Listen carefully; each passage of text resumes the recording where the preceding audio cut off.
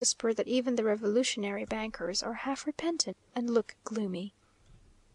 The only opposition paper is Un Periódico Más, one more periodical; the others are all ministerial. In the south there has been some trouble with Generals Bravo and Alvarez, who wish that part of the country to govern itself until the meeting of Congress. There was some talk of putting Valencia at the head of the troops which are destined to march against them, but there are now negotiations pending, and it is supposed there will be some agreement made without coming to bloodshed.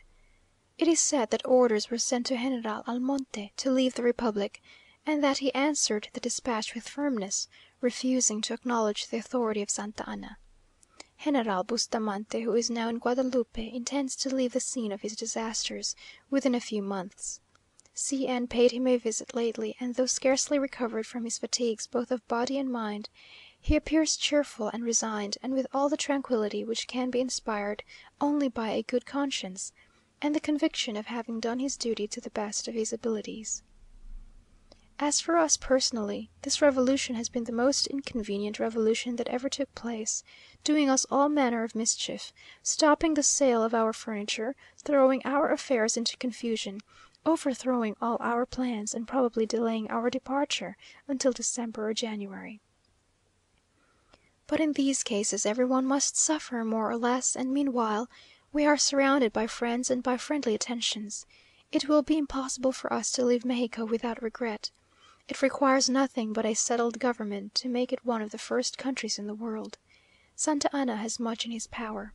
Reste a savoir how he will use that power. Perhaps in these last years of tranquillity which he has spent on his estate he may have meditated to some purpose. It is singular how, in trying to avoid small evils, we plunge into unknown gulfs of misery, and how little we reflect that it might be wiser to bear those ills we have, than fly to others that we know not of.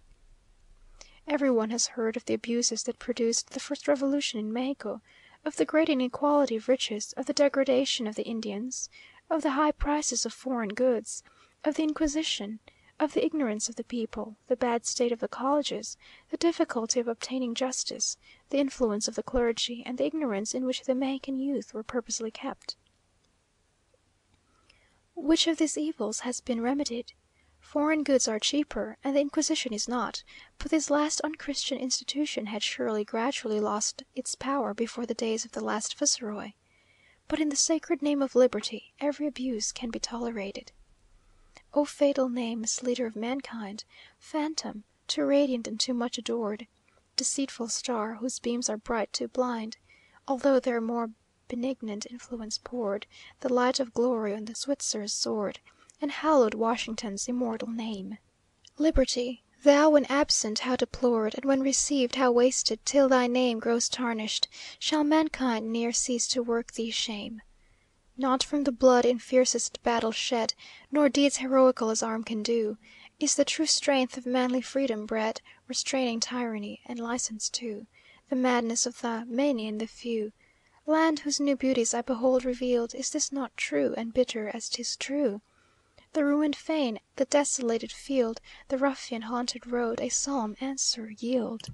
Where look the loftiest Cordilleras down, from summits hoary with eternal snow, on Montezuma's venerable town, and storied vale, and Lake of Mexico? These thoughts the shade of melancholy throw on all that else were fair, and gay, and grand as nature in her glory can bestow. For never yet, though liberal her hand, so variously hath she adorned, enriched one land. What boots it, that from where the level deep basks in the tropic sun's o'erpowering light, to where yon mountains lift their wintry steep, all climes, all seasons, in one land unite? What boots it, that her buried caves are bright with wealth untold of gold or silver ore? While, checked by anarchy's perpetual blight, industry trembles mid her hard-earned store, while rapine riots near in riches stained with gore. O sage regenerators of mankind, patriots of nimble tongue and systems crude, how many regal tyrannies combined, so many fields of massacre have strewed, as you and your attendant cut-throat brood? Man works no miracles. Long toil, long thought, joined to experience may achieve much good, But to create new systems out of naught is fit for Him alone, the universe, who wrought. But what hath such an honour of such a day to do with human crimes or earthly gloom? Far wiser to enjoy while yet we may, the mocking bird's song, the orange flower's perfume, the freshness that the sparkling fountain showers. Let nations reach their glory or their doom, spring will return to dress yon orange bowers, and flowers will still bloom on, and bards will sing of flowers. 21st. In pursuance of the last mentioned advice, we have been breakfasting today at Tacubaya with the Minister and his family, and enjoying ourselves there in Madame 's garden. We have also just returned from the Marquesa de 's, where we had a pleasant evening, and met General Paredes, whom I like very much, a real soldier, thin, plain, blond, and all hacked with wounds. 23rd. C n has been dining at the Minister's, where he met all the great actors in the present drama, and had an agreeable party. We are now thinking of making our escape from this hotel, and of taking a horseback journey into Michoacán, which shall occupy a month or 6 weeks. Meantime, I am visiting, with the Señorita every hospital, jail, college, and madhouse in Mexico. 26th. Today they are celebrating their independence. All the bells in all the churches, beginning with the cathedral, are pealing, cannon firing, rockets rushing up into the air, Santa Anna in the Alameda speechifying, troops galloping, little boys running, Te Deum chanting, crowds of men and women jostling each other, the streets covered with carriages, the balconies covered with people, the Paseo expected to be crowded. I have escaped to a quiet room, where I am trying to find time to make up my letters before the packet goes. I conclude this just as the Dictator, with his brilliant staff, has driven off to Tacubaya. End of letter the 46th.